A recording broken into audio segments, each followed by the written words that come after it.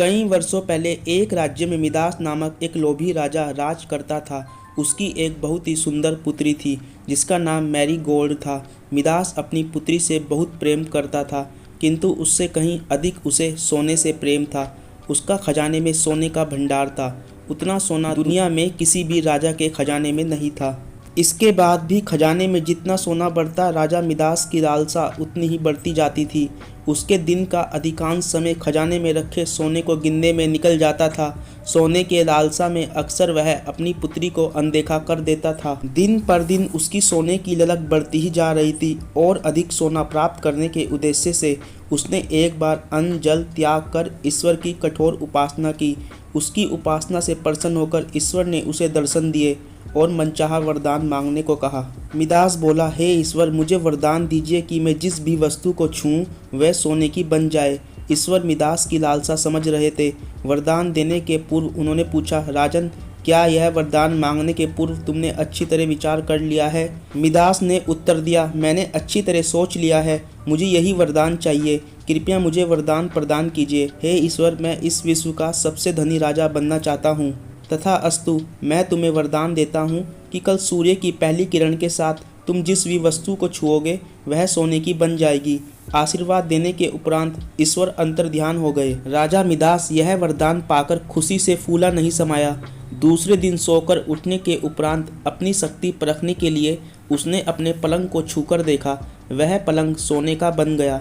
Midas बहुत खुश हुआ। दिन भर वह सुध-बुध खोकर अपने महल की हर चीज को सोने में परिवर्तित करने में लगा रहा।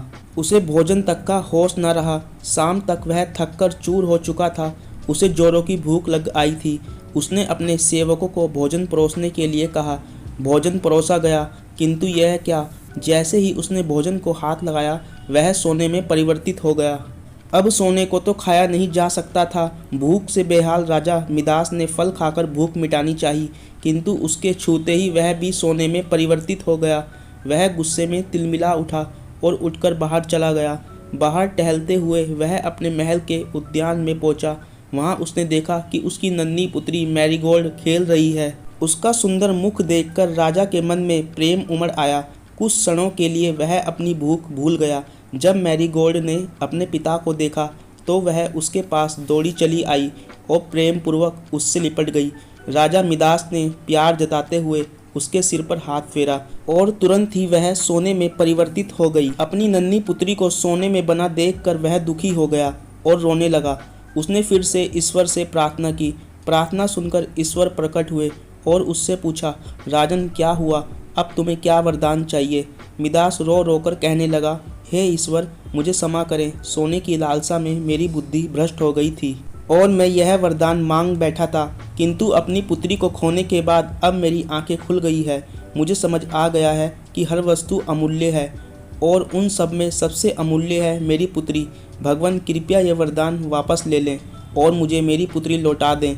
अब मैं सोने की लालसा त्याग दूंगा और अपना कोषागार निर्धनों और जरूरतमंदों के लिए खोल दूंगा। ईश्वर ने जब उसके पछतावे के आंसू देखे तो अपना वरदान वापस ले लिया। दूसरे दिन सूर्य की पहली किरण के साथ सारी वस्तुएं अपने वास्तविक रूप में आने लगी। राजा मिदास की पुत्री भी अपने वास्तविक स्वरूप में आ गई। उसने अपने वचन के अनुसार अपना कोषागार निर्धनों और जरूरतमंदों के लिए खोल दिया। उसका लोभ खत्म हो चुका था। वह एक संतुष्ट जीवन व्यतीत करने लगा। धन महत्वपूर्ण अवश्य है, किंतु सर्वस्व नहीं। प्रेम, खुशी, संतुष्टि कभी भी धन से खरीदी नहीं जा सकती है। लोभ का परिणाम हमेशा बुरा होता है।